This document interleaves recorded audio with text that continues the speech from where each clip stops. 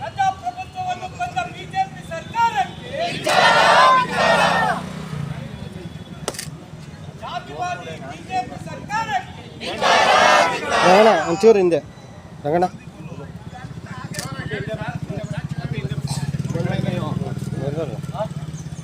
ಅವಿವೇಕಿ BJP ಸರ್ಕಾರಕ್ಕೆ,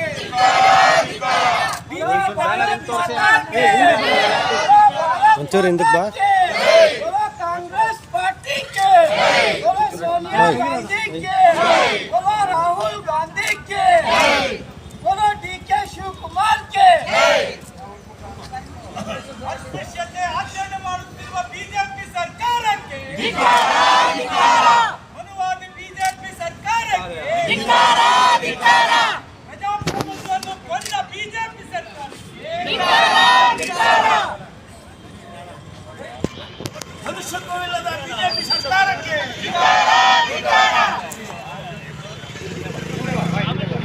बोलो खड़गे महाराज की, बोलो खड़गे महाराज की, बोलो मल्लिकार्जुन खड़गे महाराज की.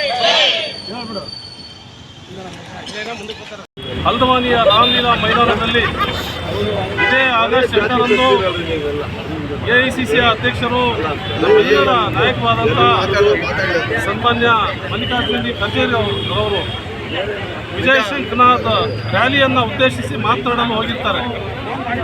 ಅದಾದ ಮೇಲೆ 10ನೇ ತಾರೀಕಿನಂದು ಏನು ಶ್ರೀರಾಮ ಸೇನೆ ಧರ್ಮ ನ್ಯಾಸರವರು ಇದು ಬಿಜೆಪಿಯ ಒಂದು ಅಂಗಸಂಸ್ಥೆ, ಇವರು ಆ ಜಾಗವನ್ನು ಶುದ್ಧೀಕರಣ ಮಾಡ್ತಾರೆ. ಯಾವ ಸಂದೇಶವನ್ನು ಈ ದೇಶದಲ್ಲಿ ಇವರು ಕೊಡಕ್ಕೆ ಕೊಟ್ಟಿದ್ದಾರೆ ಅಂತ ನಾನು ಪ್ರಶ್ನೆಯನ್ನು ಕೇಳ್ತೇನೆ. ಯಾವ ಡಾಕ್ಟರ್ BR ಅಂಬೇಡ್ಕರ್ ಸಾಹೇಬರು ಸಂವಿಧಾನವನ್ನು ಕೊಟ್ಟೋಗಿದ್ದಾರೆ, ಅದರಂತೆ ನಾವೆಲ್ಲರೂ ಕೂಡ ಸಹೋದರರಂತೆ ಇಲ್ಲಿ ಬಾಳ್ತಾ ಇದ್ದೇವೆ. ಸಾವಿರಾರು ವರ್ಷಗಳಿಂದ ಆಚರಣೆ ಮಾಡ್ಕೊಂಡು ಬಂದಿದ್ದಂಥ ಅಸ್ಪೃಶ್ಯತೆಯನ್ನು ಮತ್ತೆ ಈ ಯುಗದಲ್ಲೂ ಕೂಡ ಇವರು ಮುಂದುವರಿಸ್ಕೊಂಡು ಹೋದರೆ ಈ ದೇಶದ ಗತಿ ಮುಂದೆ ಏನಾಗಬೇಕು? ಈ ದೇಶದಲ್ಲಿ ಬಹುಸಂಖ್ಯಾತರು ದಲಿತರಿದ್ದಾರೆ. ದಲಿತ ಬಾಂಧವರ ಭಾವನೆಗಳಿಗೆ ಧಕ್ಕೆ ತರುವಂಥ ಈ ಅಸ್ಪೃಶ್ಯತೆ ಆಚರಣೆ ಶುದ್ಧೀಕರಣ ಏನು ಮಾಡಿದರೆ ಆ ಸ್ಥಳವನ್ನು ಇದಕ್ಕೆ ನಾವು ಜಿಲ್ಲಾ ಕಾಂಗ್ರೆಸ್ ಸಮಿತಿಯಿಂದ ಖಂಡನೆಯನ್ನು ವ್ಯಕ್ತಪಡಿಸ್ತೇವೆ. ಇದನ್ನು ಸರಿ ಮಾಡಿಕೊಂಡು ನೀವು ನಾವೆಲ್ಲರೂ ಭಾರತೀಯ ಎಂಬ ಭಾವನೆಯೊಂದಿಗೆ ಬಾಳಬೇಕಾಗಿದೆ. ಇದೇ ರೀತಿ ನೀವು ಮುಂದುವರೆದ್ರೆ ದೇಶವ್ಯಾಪಿ ಏನು ಕಾಂಗ್ರೆಸ್ನವರು ಪ್ರತಿಭಟನೆಯನ್ನು ಮಾಡ್ತಾ ಇದ್ದಾರೆ, ಇದನ್ನು ಇನ್ನೂ ಉಗ್ರವಾದ ರೂಪದಲ್ಲಿ ನಾವು ಪ್ರತಿಭಟನೆ ಮಾಡಬೇಕಾಗ್ತದೆ. ಬಿಜೆಪಿಯವರು ಮನುಷ್ಯನೇ, ಕಾಂಗ್ರೆಸ್ನವರು ಮನುಷ್ಯನೇ. ಈ ದೇಶದಲ್ಲಿ ಪ್ರಪಂಚದಲ್ಲಿ ಎಲ್ಲರೂ ಕೂಡ ಮನುಷ್ಯತ್ವವಾದಿ ಮಾನವತಾವಾದಿ ಧರ್ಮವನ್ನು ಪಾಲಿಸಬೇಕಾಗ್ತದೆ. ಏನು ಮನುವಾದವನ್ನು ತಾವೆಲ್ಲರೂ ಪಾಲನೆ ಮಾಡಕ್ಕೆ ಕೊಟ್ಟಿದ್ದೀರಾ, ಇದಕ್ಕೆ ನಮ್ಮೆಲ್ಲರ ವಿರೋಧ ಇದೆ ಅಂತ ಈ ಮೂಲಕ ಹೇಳಕ್ಕೆ ಬಯಸ್ತೇನೆ. ನಮಸ್ಕಾರ. ಉತ್ತರ ಕನ್ನಡ ಅಂಗಾನಿಯಲ್ಲಿ ಆದಂಥ ಘಟನೆಯನ್ನು ಇವತ್ತು ಜಿಲ್ಲಾ ಕಾಂಗ್ರೆಸ್ ಸಮಿತಿ ನಾವು ಖಂಡಿಸ್ತಾ ಇದ್ದೀವಿ. ಈ ಒಂದು ದೇಶದಲ್ಲಿ ಮತ್ತೆ ಮನುಸ್ಮೃತಿ ಮತ್ತೆ ಪುನರಾಮ ಆಗ್ತಾ ಇದೆ. RSS ಮತ್ತು ಶ್ರೀರಾಮ್ ಸೇನೆಯವರು, ಬಜರಂಗ್ ದಳದವರು ಅವರು ನೂರಾರು ಇಂಥ ಸಂಘಗಳು ಕಟ್ಕೊಂಡು ಇದನ್ನು ಸಮಾನತೆ ಅನ್ನೋದು ಯಾವತ್ತೂ ದೇಶದಲ್ಲಿ ಇರಬಾರ್ದು, ಅಸ್ಪೃಶ್ಯತೆ ಅನ್ನೋದನ್ನು ಜೀವಂತವಾಗಿಡಬೇಕು ಅನ್ನೋ ಒಂದು ಕ್ಷುಲ್ಲಕ ಬುದ್ಧಿಯನ್ನು ಇಟ್ಕೊಂಡು ಅವರು ಸದಾ ಇದನ್ನು ಮಾಡ್ಕೊಂಡು ಬಂದಿದ್ದಾರೆ. ಹಿಂದೆ ಪೂರಿ ಜಗನ್ನಾಥ ದೇವಾಲಯದಲ್ಲಿ ಬಾಬು ಜಗಜೀವನ್ ರಾಮ್ ಅವ್ರಿಗೆ ಮಂತ್ರಿ ಆಗಿದ್ರು, ಕೇಂದ್ರ ಮಂತ್ರಿ. ಅವತ್ತು ಕೂಡ ಅವರು ಮಕ್ಕಳು ಮೊಮ್ಮಕ್ಕಳು ಎಲ್ಲ ಹೋದಾಗ ಅವ್ರ ಮನೆಯವ್ರನ್ನ ಅವ್ರ ಮಕ್ಕಳು ಮೊಮ್ಮಕ್ಕಳನ್ನ ಬಿಡಲಿಲ್ಲ. ಬಾಬು ಜಗಜೀವನ್ ರಾಮ್ ಅವರು ಮಂತ್ರಿ ಅನ್ನೋ ಒಂದೇ ಒಂದು ಕಾರಣಕ್ಕೆ ಅವತ್ತು ಪೂರಿ ಜಗನ್ನಾಥ ದೇವಸ್ಥಾನದೊಳಗೆ ಬಿಟ್ಟರು.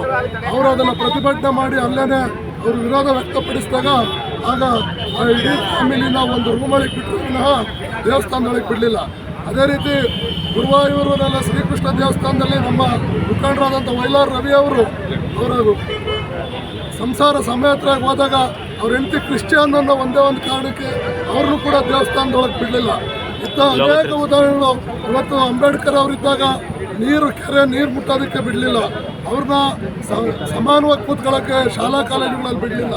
ಇದು ಇವತ್ತು ನಮ್ಮ ಡಾಕ್ಟರ್ ಜಿ ಪರಮೇಶ್ವರ್ ಅವ್ರಿಗೆ ಅವ್ರಿಗೂ ಕೂಡ ಕೈಯಲ್ಲಿ ನೀರು ಒಯ್ಯೋದ್ರ ಮುಖಾಂತರ ಹೆಗ್ಗೇರಲ್ಲಿ ಅಹಿತಕರ ಅನುಭವಗಳು ಅವ್ರಿಗೂ ಕೂಡ ಆಗಿದೆ. ಇದೆಲ್ಲ ನಿಲ್ಲೋದೆಂದು, ಇದೆಲ್ಲ ಯಾವತ್ತು ಸಮಾನತೆ ಅನ್ನೋದು ಈ ದೇಶದಲ್ಲಿ ಬರೋದು. ಪ್ರಜಾಪ್ರಭುತ್ವ ಹೇಳೋದೇನೋ, ಸಂವಿಧಾನ ಹೇಳೋದೇನೋ, ನಾವು ಬಾಯಲ್ಲಿ ಮಾತ್ರ ಸರ್ವರಿಗೂ ಸಮಪಾಲು ಅಂತೀವಿ. ಆದರೆ ಅದನ್ನು ಒಂದು ಯಕಶ್ಚಿತ್ತ ರೂಪದಲ್ಲಿ ಹೇಳ್ತಾರೆ ಬಿಟ್ಟರೆ ಈ ಸರ್ವ ಸ್ವತಂತ್ರ ಭಾರತದಲ್ಲಿ ಯಾವತ್ತೂ ಅಸ್ಪೃಶ್ಯತೆ ಇಲ್ಲದೆ ಇಲ್ಲ.